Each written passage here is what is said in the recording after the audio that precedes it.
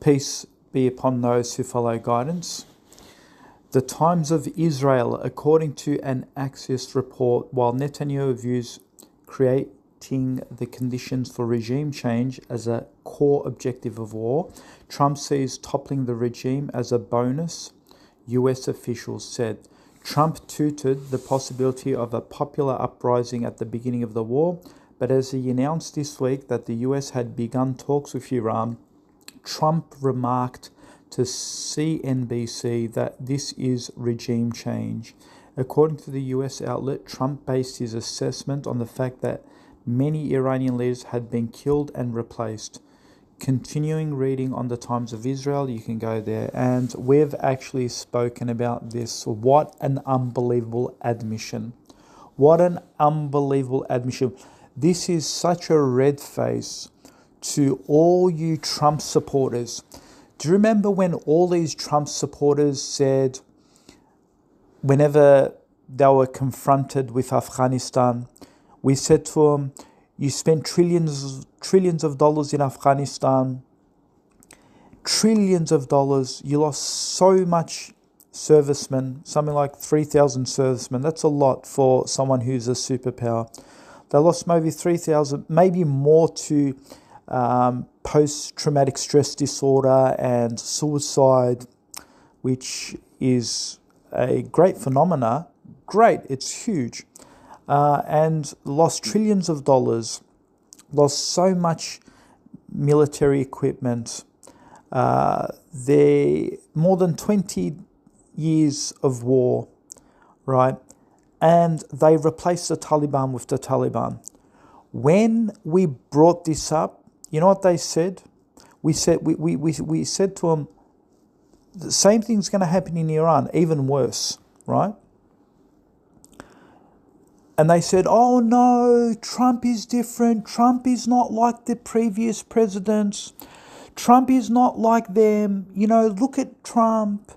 I mean, it took the previous administration more than 10 to 20 years to find Osama bin Laden, and, you know, Trump took out all these ayatollahs and, these great military chiefs. Within days, within weeks, within an hour, they took him out. You know, this war's going to end really quickly, and we're going to replace the regime with Reza Pahlavi, a puppet of the West, who's a secular liberalist, OnlyFans, probably strips on OnlyFans, Western liberals. They said, we're going to replace him, we're going to make it democratic, and everyone's going to live beautiful, and it's going to be all over, and Iran's going to have all this beautiful democracy and Western values, and people are going to preach the Bible, and, you're going to go out onto the street, and women are going to be twerking, and all these Western values are going to be there. No one's going to be oppressed. Women can walk around naked if they want.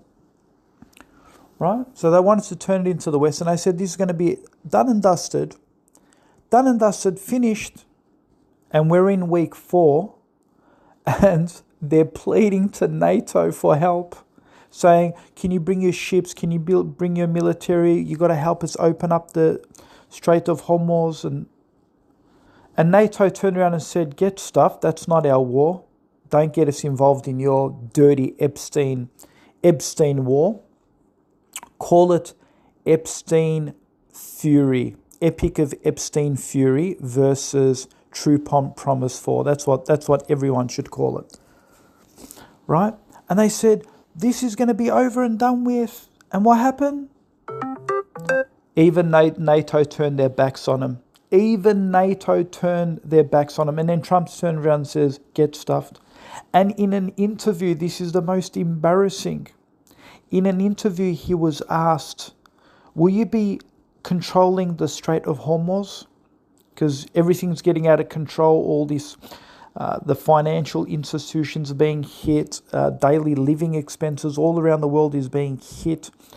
And they're saying, are you going to control the Hormuz? The Western media is pleading with him, come on, Trump, please help us, relieve us of all the people that played the drums of war. All right. Suddenly they're pleading with Trump. Oh, please, please, can you sort of make a deal with Iran? Are you going to control? Are you going to control the Strait of Hormuz? Are you going to relieve us from all this pain and financial burden? And what does Trump say? Trump says, I don't know. I'm not sure if it's going to be me. So the guy's not even sure if it's going to be him that's going to control it. And then he turns around and says, yeah, maybe it is me and the Ayatollah. And the Ayatollah. Can you imagine this? He's saying maybe the Ayatollah. And people are looking back and going, what happened? All these predictions that Mustafa made and a lot of the other Muslims have made and a lot of the other Western experts and analysts made, they said you're going to replace the Taliban with the Taliban, you're going to replace an Ayatollah with another Ayatollah. And that's exactly what he's doing. He thinks that by killing Ayatollahs, he's going to put other Ayatollahs in there. He doesn't say, I'm going to put Reza Pahlavi. That's not even a discussion anymore. He's gonna replace the Taliban with the Taliban, and he's gonna replace Ayatollah with Ayatollah. What happened to regime change, brother? All you Trump supporters are red-faced, man. Yous were literally laughing at us. You're going, my president he's a man of his word. When he goes and does something, he does it. He replaces it. He's a man. He's been anointed by Jesus, unlike all the other fakies, right? This is what you guys said. What happened, man? Week 4, it didn't even take 4 weeks. You're all praising Trump. Oh my God. He took out the Ayatollah within an hour. Yeah, and Iran replaced an Ayatollah with another Ayatollah, which is even more strict than the previous Ayatollah. So you actually did a favor by taking his father out, because you actually put in even a stronger Ayatollah. And it reminds me what they did in Iraq. They killed Saddam, they got rid of Saddam, and what did they do? They put something more extreme in its place. They put ISIS. Right, and then they spent another millions and billions of dollars trying to get rid of ISIS.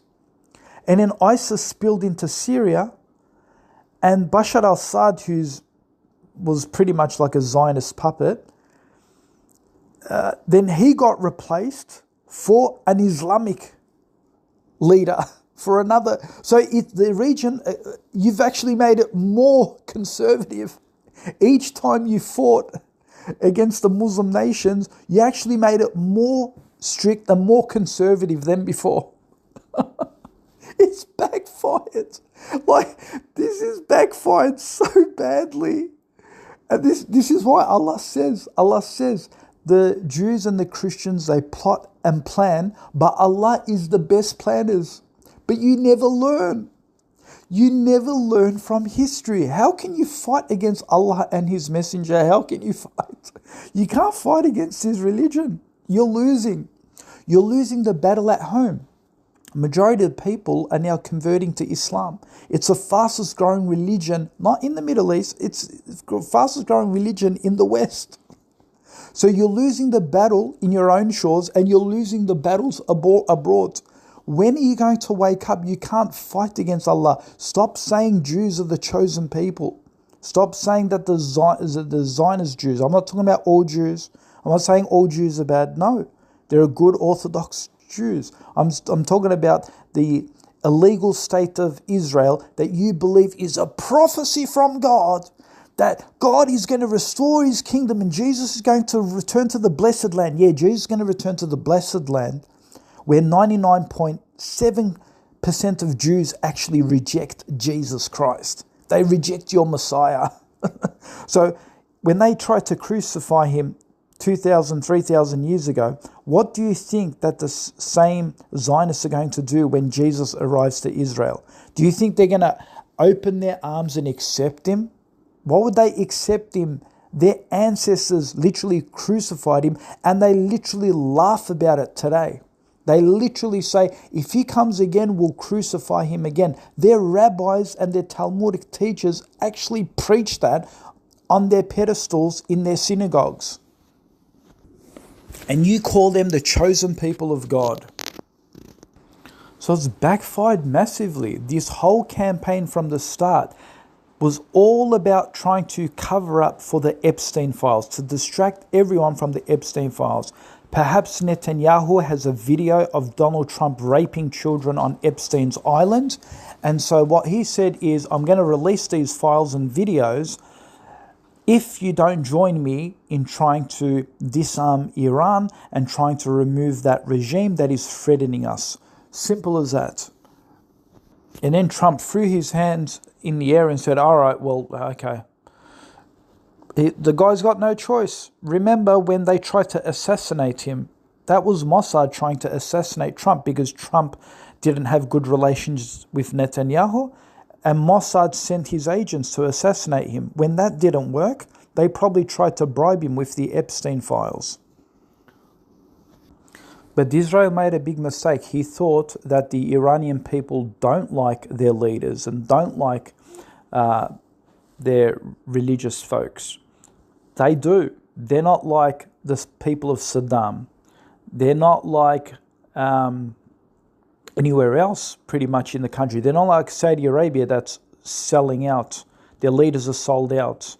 The UAE, all of those countries are sold out, right? They're not like those countries. So they made a big mistake in attacking Iran because Iran isn't Gaza. Its borders are open. It's not surrounded. They're not trapped in one city, the World Health Organization and the UN, they all talk about it being an open air prison. They're not prisoned. So Iran is extremely flexible.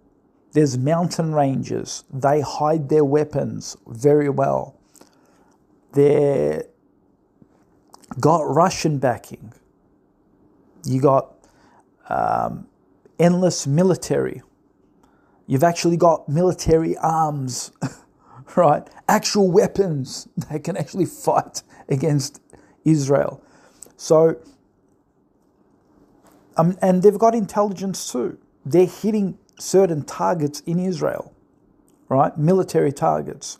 So people are speculating whether these intelligence are even shared by Russia. These coordinates are shared by Russia themselves.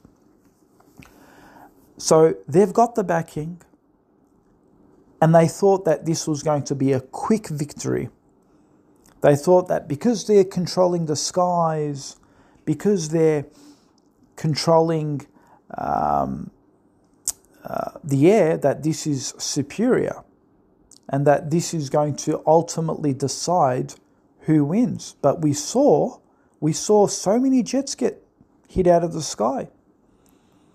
We saw that there's new developments, that their F-35 that was undetectable was actually detectable, right? So they're not as strategic and powerful as they thought they were. Things are taking a shift. Things are taking a turn. And the fact that their Iron Dome is actually failing, the fact that Iran is constantly bringing up new technology and surprising the whole world, Trump is saying, should I be really fighting this war? So he's backpedaling now. He's really backpedaling now. There was an estimation between what it actually costed Iran to hit a military target in Israel. I'm not sure if it was in Israel or if it was in the Gulf countries. I believe it was in Israel. There was a military storage, and I'll put the hyperlink below this video and you can actually watch it yourself. It's not just coming from me, it's coming from war analysts.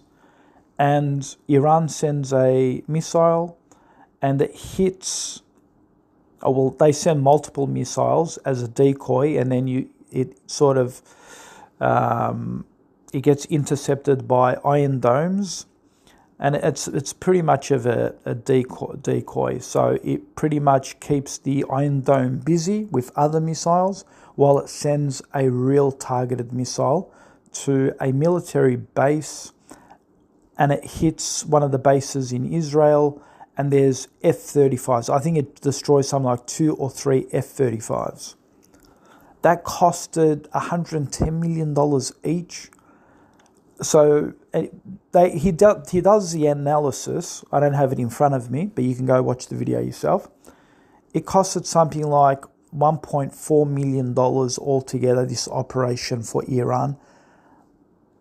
But this catastrophic injury that took out their military equipment, high-powered, high-end technology, it costed, probably close to $1 billion. I can't remember exactly what the figures are.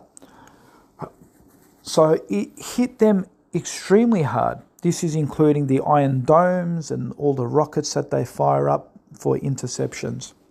So they're losing this, and they can't financially budget this war. They can't. That's why they're backpedaling. That's why the world is now seeing, hey man, like you literally treated these Iranians like desert Bedouins, but they surprised you, right? And not only that, is you beat your chest and you glorified yourself like, we are the superpower. We are undefeatable. We're indestructible. We will conquer anyone. And now I think that the rest of the Muslim nations are actually taking some encouragement from this to say, imagine Iran taking on two superpowers, America and Israel. I think that the Muslim nations have gained some confidence out of this. Because remember when Israel will always talk about they will talk about the 12-day war, but then they'll talk about the 7-day war? I can't remember what it was. It was back, 30, 40 years ago when some Arab nations went and attacked Israel, and then Israel destroyed them all. And they went with that hype. Most people went with that hype. And they said, Israel is, it's over. Like, we're the champions. It's over. Like, everyone else has to bow down to us. And now that's gone. This has now put confidence in the rest of the Muslim nations to say, imagine if Iran can take on Israel and the United States. Imagine if there was some sort of unity between the Muslim nations and Iran. What would that do to regional politics? What would that do? What would that look like the next time Israel wants to occupy and oppress the Gazans?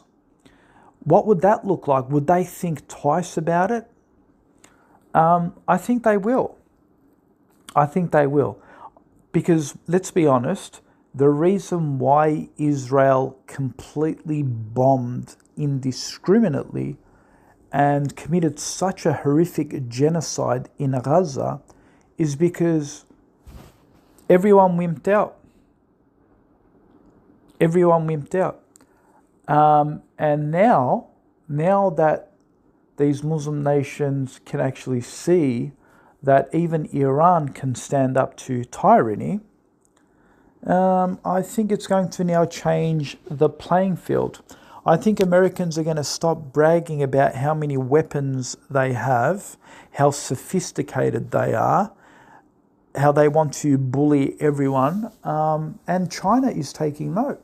Russia is taking note too. Russia is probably sitting back and laughing at this. I reckon Russia and China are sitting back going, really? You Americans, you really beat your chest that hard? You really beat your chest that hard? See, and here's the thing, right? The Americans are so arrogant. they still wouldn't accept this as a defeat. You know what they'll say? They'll say, oh, but we didn't show our full force. We only showed 10% of our force. I mean, we could do much more, right? And of course, I don't doubt this, but you know what they mean by much more? Shock and awe. That means target civilian infrastructure, right? Because that's what they did in Iraq. They didn't just bomb military targets, they actually bombed civilian infrastructure, something that Israel done in Gaza, right? But with Iran, it's a little bit difficult for them to do this because why? Because they know they can't win this with the international community. Because the international community is going to say, Iran is not stockpiling weapons in residential buildings, right? They're not hiding weapons in residential buildings. We know that Iran is stockpiling weapons beneath the ground in mountains, okay? In open areas. So they can't really get away with the narrative of shock and awe. So because they can't do that, it's harder for them to actually bring Iran to their knees. Because when the West gets frustrated and they can't win a war, what do? They attack civilian infrastructure to bring them to their knees. We saw this tactic in Japan, where they sent a nuclear warhead and they hit Nagasaki and Hiroshima. And their justification was, well, we didn't want to prolong the war, so we wanted to bring them to their knees straight away. So basically, this is a tactic that they would have done if it was 50 or 60 years ago. But now in the international community, using such a weapon would be a violation, and they know that the entire world will turn against them, and this could even draw Russia into a nuclear war, which is why they probably would not opt to do that.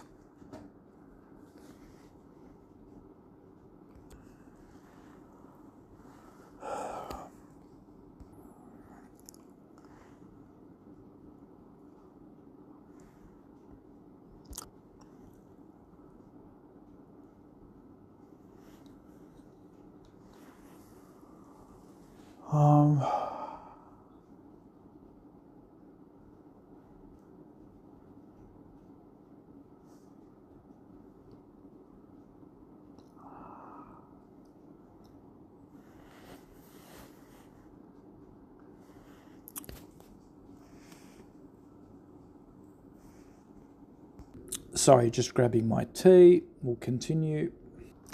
And Iran says, we're going to fight this war as long as possible. Now, Iran's actually dictating that they're saying that it's on our terms now. We will actually stop the war. We will end the war when we want to end the war. Remember? Before it was about, sending threats to Iran. We're going to bomb you. We're going to do this to you. We're going to do that to you. We're going to do that. Iran's like, mate, the ball's in my court now. I'll be dictating the terms, and I'm not going to end the war. I'm going to end the war on my terms now. And what they're actually saying is, they're actually saying that we're going to destroy all your military bases. All your military bases in the Gulf region, because you use those military bases to attack our sovereignty in our country. So guess what? We're not going to have them there now. So really, who's actually shot who in the foot? Trump and, all their Epstein files, controlling the Middle East. Because don't forget, Israel is not just a country. Israel is an American military base in the heart of the Muslims. Okay? This is why you may say, well, why is Trump in bed with Israel? This is why. They have theological differences. Netanyahu doesn't even believe in Jesus Christ. But The American Zionist movement are trying to get in bed with Israel because the Christian nations have been withdrawn from the Holy Lands, right? Salahuddin Ayyubi kicked them out, right? They've been casted out, right? This is supposed to be the religion of Jesus Christ. You know, Jesus Christ, right, was supposed to, you know, bless these Christians, and they've been outsourced, they're gone, right? So the only way the Christians can crawl back into the Middle East and have some sort of a domination or a control is by jumping in bed with Israel. And Israel, the Zionists, the Jews in Israel, they've abandoned Jesus Christ. They don't even, when they hear Jesus Christ, they spit on the ground. They actually spit on the ground when they hear the name Jesus Christ. You have Christian preachers and bishops going there in Israel to try and evangelize the place. They're getting bashed. They're getting bashed and spat upon. They're like, what, Yeshua? And they spit on the ground. Raymond Brown, he's a Christian scholar of the New Testament. He even got red-faced. He was a Zionist. He's a Zionist Christian, right? He even got red-faced. He thought when he gets to Israel, he's going to be embraced. A mob of Jews came up to him and they were threatening him. They were telling him to shut up, stop preaching his gospel there. And Raymond Brown is a Zionist Christian. He got red-faced. The video is online. You can go search it up, right? Because Raymond Brown's all about, you know, the Holy Land, the blessed land. Jesus is going to return. He's going to be accepted. You know, Jesus is going to rule. And, you know, we got to protect the Holy Land. We got to protect the Zionists. We got to protect the Jews. We got to protect. And what's happened? He goes there and the Jews are spitting at Raymond Brown.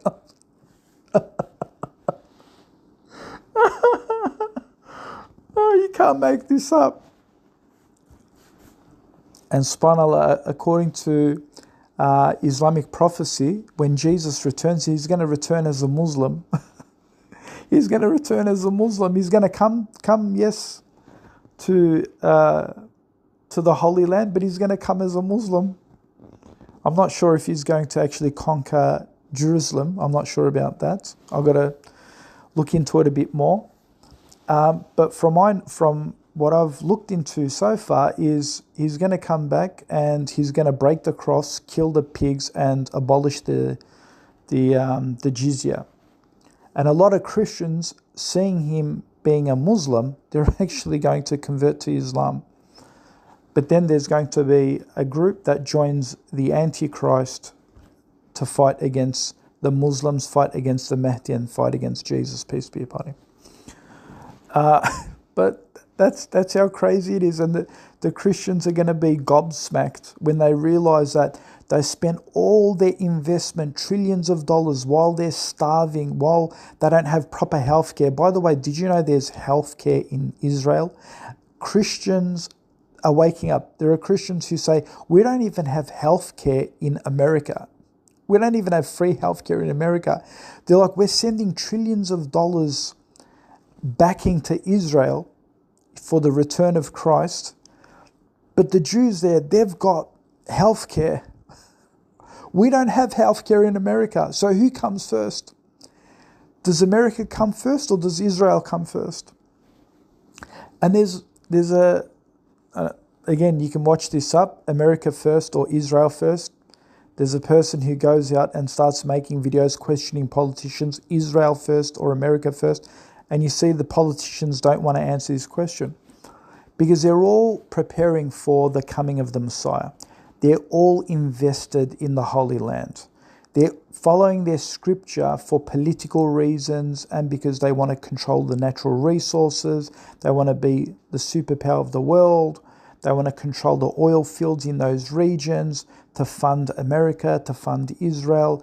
But ultimately, who is going to collapse in this is America, because all their attention is about making Israel, the Holy Land, the superpower. America is going to self-destruct with wokeism, feminism, LGBTI. There's a whole internal war going on between the right and the left. There's Islamic growth happening there. There's more Muslim politicians like we've never seen before, Trump's language. And there's a big uprising. That's why they want to kick out the Muslims from the West. They want to kick out the Muslims from Europe. They want to kick out Muslims from Australia, the United States, Canada. There's a big uprising, but they can't. The floodgates have opened. They can't stop the rise of Islam. They can't. It's like trying to fight, but the horse has already bolted the cart. It's already gone. Like, you're too late. You should have thought about that 100 years ago. You should have thought about that when you implemented secular liberalism and you destroyed your own Christian church. You destroyed your own foundation, your own belief system. You replaced it with secularism, liberalism, atheism. And you destroyed yourself. You kept speaking about Islam and Muslims being intolerant because they don't accept the Western values. And Muslims said, if we introduce Western values, it will corrupt our lands just like it's corrupted your lands morally and spiritually. How can God ever bless you? You're being replaced. This is something that you tried to do with the people of Gaza. You tried to replace them with illegal Jewish settlement by killing and exterminating. And now, karma, you're being replaced. While you kill and laugh and turn Gaza into Lego pieces, like you keep putting these meme ups about Gaza being turned into Lego pieces, your own country has become Lego pieces of Muslims, of immigrants, of all different colours. And you can't even now keep your own white race in power. Your own men having divorce rates. They're marrying women from Philippines and Thailand. They're having children with South Asian women. Not only are you losing your Christendom, you're losing even your white identity. What an embarrassment to your whole race. You tried to wipe the nations out. You tried to replace the nations out, the indigenous nations, and look how God is replacing you. And you don't have anything else you can do except spit in the sky when it's windy and it's just the spit's falling back on your face. The Archbishop of England is now a female, is now a woman. Right? All right. And what does Paul say? I do not permit a woman to teach or have authority over a man. She should not speak in church, and she should remain silent. This is what Paul says in your Bible, and you make a woman the Archbishop of the Protestant church. And what do these Christians say? Oh, these are the Christians who are conservative, who don't believe in feminism and liberalism. They're like, oh, the Church of England, they failed us.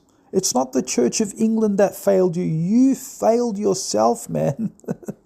You're only Christians on Sunday and Christmas. You hardly pray and go to church. You don't care about the Bible. Right? You don't care when someone swears and insults Jesus. You think it's tolerable. You say, unlike Islam, the religion of peace, the so-called religion of peace, that tries to punish anyone for insulting the prophet. You say, we Christians, we're so liberal, we're so free, and we're so peaceful. We allow you to mock our religion, and we allow you to mock Jesus. So these people don't care about Jesus, man. If you mock their own mother, they'd want to fight you. Seriously. If you mock their father or mother, if you said a insulting word against his mother, he'd actually want to try and punch you in the face in the street. If you try to say something about his kid or his wife, he'd try and punch you in the street. But you say something about Jesus, oh, I'm peaceful. So this is what I'm saying. They don't care about their religion. And when you don't care and have any jealousy for your religion, you don't defend your religion like your family, then God hates you. God doesn't care about you. God says, you don't defend my religion. You don't respect my religion. You allow people to shit and piss all over it. That's what Christianity is now. And when you speak these truths, they'll say, oh, you're a defender of terrorism. You support Iran and Ayatollah Khomeini, and you're a terrorist, and this is what they'll do to try and silence you. No, we don't support the Iranian regime, what do they call, IRA or ARG or whatever they are. If they've committed terrorism, they'll be dealt with in the International Criminal Court. Okay, they'll be dealt with it, just as Benjamin Netanyahu will be dealt in the International Criminal Court. If they've committed acts of terrorism, they will be dealt with. But what we are saying here is, you have no right to go and invade another sovereign country, right? Just as you would argue, no one has a right to go and invade Israel just because Netanyahu has committed acts of terrorism, suppose, right? But of course, people will try and shut you down. They'll say, oh, you're a Bin Laden follower, you're a ISIS follower, you're a Hamas follower, you're a Iranian regime follower, and you're sending death threats to America. I'm not sending any death threats to America. I'm not sending death threats to Israel. I'm just reporting what I'm seeing. I'm seeing how Iran is kicking your ass on the ground, and they're controlling the Strait of Hormuz. Because that's what they do. They talk about freedom of speech. They talk about tolerance, but these guys have no tolerance, and they will do anything to close your page down, to smear you, and this is another method to shut down truth. They're like the Epstein files. You remember how many times they tried to close down the Epstein files? We're not going to let the Epstein files out. It took many, many, many months to years before they actually opened the Epstein files, because it was silenced, it was smothered, it was shut down. And this is what they do. When they can't win the war, then they try and silence. They try and silence it. When they can't win these unjust wars, they try and then silence those who speak about exposing Western Epstein fury, because that's what it is. It's the Epstein fury, and you need to call it out. Whenever we refer to the United Nations warring against Iran, call them the Epstein fury regime. That's who they are. We all know that when they say regime change, we all know what that means. It's to bring all the perversion in the West to Iran. It's about completely controlling that country. Imagine if a Muslim country came together and said, we want a regime change in Iran. They completely dismantled Judeo-Christian control, and they said, we're going to replace it with Sharia. Can you imagine the uproar on the international community level? Can you imagine? That's exactly what they're openly trying to do in Iran, and the world doesn't say anything. I mean, NATO's backed out because they're saying, oh, we're not fighting your war, but they're not coming out and saying, how dare you do this? Can you imagine if Muslims came to the West and tried to impose that? You would call that intolerance, you'd call that religious extremism, you'd call that dictatorship, you'd call that invasion, right? Occupation.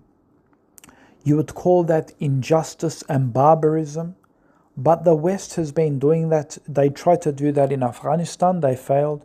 They're trying to now do that in Gaza, and they're trying to do that in Iran, and they've done it in most other places as well, right? And they get away with it. You're allowed to be a barbaric extremist spreading your ideals to foreign countries through wars and invasions, but soon as Muslims come and take over the streets of London, or they have their own Muslim neighborhood, right? You have these terms for them, right? They call it Muslim enclaves, they call it no-go zones, they call it Sharia zones, right? They do that, right? In Britain, right? Right? And they say this can't be tolerated. We need to kick the Muslims out, right? Which doesn't really exist, which is nonsense. It's just a fear campaign and a scare campaign. But this is what they do. They come to Muslim countries and they want to set up a Western zone, right? They want to set up a secular liberal Sharia, right? Their own laws. The hypocrisy. And this is where it gets really hypocritical. Have you noticed if a Muslim tries to practice his religion in the West, or his culture, his religious identity in the West, or he objects to some of the Western living standards, what is the first thing that the West says? They say, oh, if you don't like it, if you don't follow the law, if you don't like the law, if you don't believe in our way of life, why don't you go back to the Middle East? Why don't you go to a Muslim country?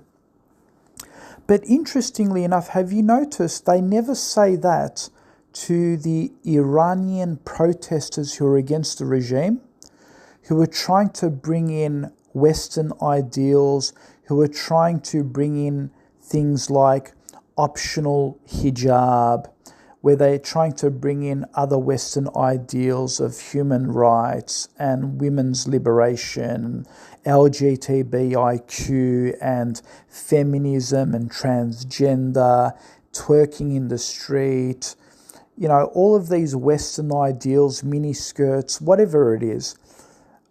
They're always trying to push this to Iran.